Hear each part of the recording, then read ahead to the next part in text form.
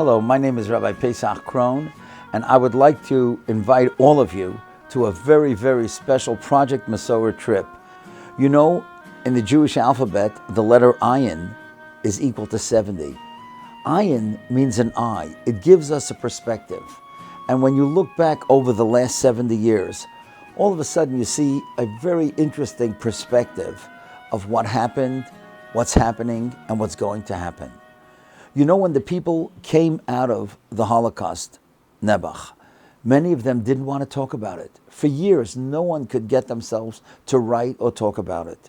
And then after decades, they began talking about it slightly. More people began writing about it.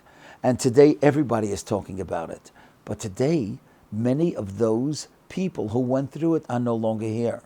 And many of them cannot remember and cannot be as verbal as they would have been in their youth.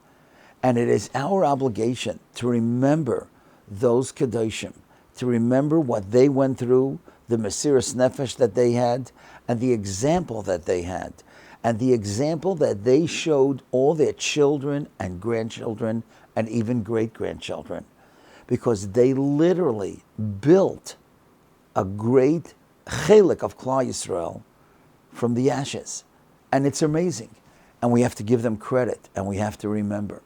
And when we stand, whether it's in Auschwitz or in Majdanek, and we talk about the Mesiras Nefesh of those people, how they went through a Hanukkah, how they went through a Pesach, how they tried in the worst possible way to remain close to HaKadosh Baruch Hu under the most trying circumstances.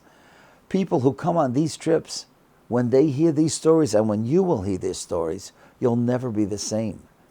On the trip, I read to all of the participants, and you will get one of these tefillahs, a tefillah that somebody wrote, Erev Pesach, and he gave out to the people in the barracks because he wanted people to say a certain tefillah before they were going to eat chametz.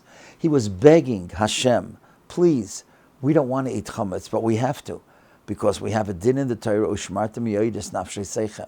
You have to watch your lives. We have to protect. Hashem, we want to go on with our Yiddishkeit. And when you stand in the barracks and you look around and you imagine that a Yid is saying this with such kavanah and such intensity, you just break down and you cry and you become a different person.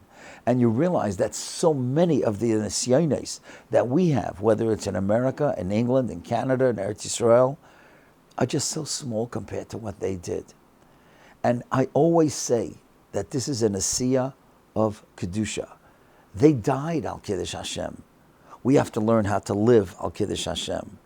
And when we go through the other places, whether it's Krakow or Warsaw or Lublin, Lezhensk, Ger, all these places, they were great, great Yidden. And there's so much to learn from them. It's not only a trip about crying, but it's a trip about elevation. I can't encourage all of you enough to join us.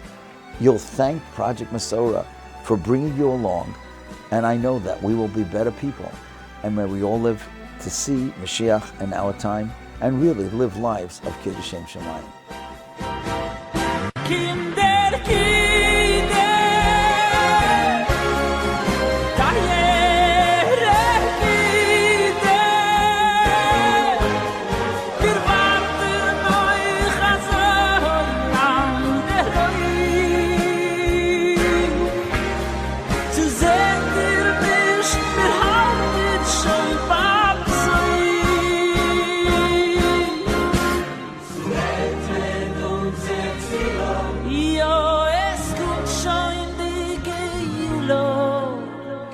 So